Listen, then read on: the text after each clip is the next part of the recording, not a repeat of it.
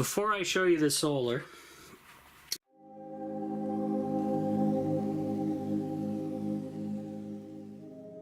show you the switch they provide, and it is the stupidest thing I've ever seen in my life. It's a three-way switch, okay, but the connections on the switch are so tiny that apparently they don't want you using heavy gauge wire, though they recommend it in the manual. So it'd be really nice, Coleman, if you could provide a proper size switch with the setup. Coleman's a real piece of work nowadays. I bought a tent from them, and that was another nightmare. But it's so screwed up. I got to show you how I jerry-rigged this thing. Look at this, guys. So from the negative terminal on the switch, I had to put it into a bus bar, take the turbine wire, which is monstrous, put that into a bus bar, and it's bad. Let's just put it that way. Then that goes into the battery. Okay, this one is kind of straightforward. The positive from the battery to I believe the center. Here, I'll show you the manual. So there's the switch. So the wire coming from the turbine, this red one, goes into the middle. Then this side of the switch, the positive goes to the positive side of the battery. But then the negative has to go and combine to the battery and all the other grounds. Now, this is possibly the stupidest thing I've ever seen. It is apparently a 50 amp circuit switch, and the turbine will not work without it, even though it's horrendous. So I don't understand it. The turbine's actually going right now. I can hear it. The problem is, I can't tell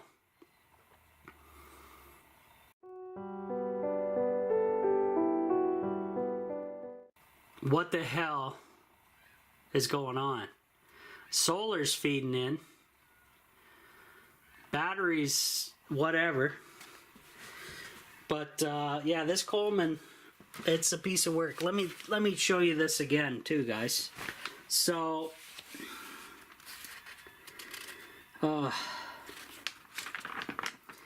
okay, here we go. Here's what I was talking about. Connect the wind turbine wires, red positive, black negative, directly to the corresponding post of the battery. Then the turbine blinks the red LED 4 times, and that tells you that the controller built into the turbine is working properly. I can't see that. I'm inside a building or a tiny house. So when I flip that switch, I need to be two places at once, and it's not happening. So I'm stuck. The other thing is, can anybody tell me what position I'm supposed to leave this in? I have it in closed circuit because short circuits are bad, open circuits are bad.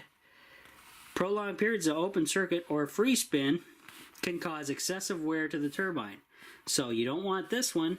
I don't think I want this one, a short circuit, no. So I got it on closed circuit. So look at this, guys. The switch is pushed towards the negative, which I haven't right now. That's where it is. It's pointed towards the negative, closed circuit. But I don't know, this is beyond me, like, this is something else. I'll tell you what. I do not get it. Do not get it.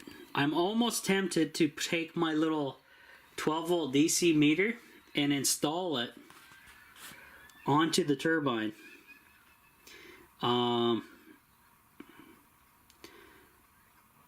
source and load. I don't know. This whole thing has me so confused.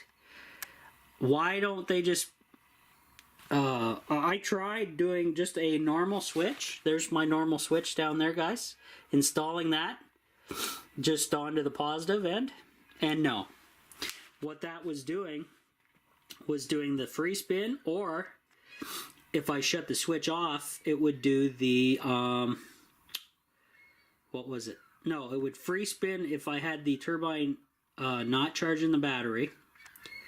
And then if I did have it charging the battery, it was taking power from the battery and spinning the turbine blades, which is stupid and not what I want. That's a Troy move. If anybody knows what I'm talking about. But I won't go into any more detail than that. So I am very unhappy with this setup. But that's the way it is. I had to bust ass to look around here for anything I could to make this work, and which was literally nearly impossible to do. Super unhappy with the wiring, super unhappy with that switch, but as far as I can tell, it's okay right now. Now, if I flip the page here,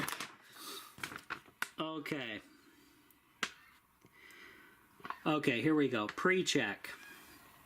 Spin rotor shaft slowly with your fingers, while at the same time touching the wind turbine positive and negative wires. With the wires touching, the rotor shaft should become difficult to rotate because it's a dead short. I don't want that. Connecting the wind turbine's wires, red positive, black negative, directly to the corresponding posts on the battery. Blinks the red LED 4 times. This will show the turbine's internal controller is operating correctly. Should you not see any of the above mentioned, call somebody. Alright, so tiny house is a mess again because I had to scramble. I literally, guys, it was unreal. So we had it set up. Then again, you can blame me. I was not prepared. We had the turbine set up. My dad thought everything was good. He took off. So I'm in here getting the wiring ready, and I hear this turbine start spinning up and grinding as the brakes come on this turbine, and I was like, holy God, I gotta bust ass to scramble around the tiny house to find all these little washers and nuts and crap just to make that little switch work. And I'm totally unhappy with the wiring job, guys, but that is the crap switch that they give you with that turbine. And you guys really need to make the posts this size so you could fit heavy gauge wire onto them. Not as a, let's say, they're about the size of this, or the connecting posts on that switch, that 3-way switch. This has to fit this on there. Yeah, right. So pretty ridiculous, guys. You can tell I'm a little peeved off. So anyway, I have it so it's working. It will not self-destruct on itself. Because if you notice in the manual, which I've read about a dozen times, if you leave it on free spin mode, the thing will just go whatever the wind wants to go, and then the brakes will eventually keep coming on and just damage the thing. So yeah, it's crap. Sorry I didn't film us putting it together, but it's fairly simple, guys. Fairly simple thing. We went and bought the pole. It was $50 of conduit aluminum, really light. I have it grounded to the aluminum pole and grounded and staked into the ground, so we got full ground.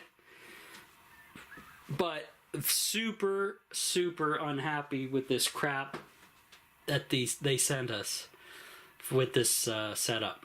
Now, One thing I want to show you, since Stu and everybody knows that I have the new solar flat up there on the roof, we're going to go ahead and dive right into the settings. It is an overcast day today, so we get to see how everything's tracking.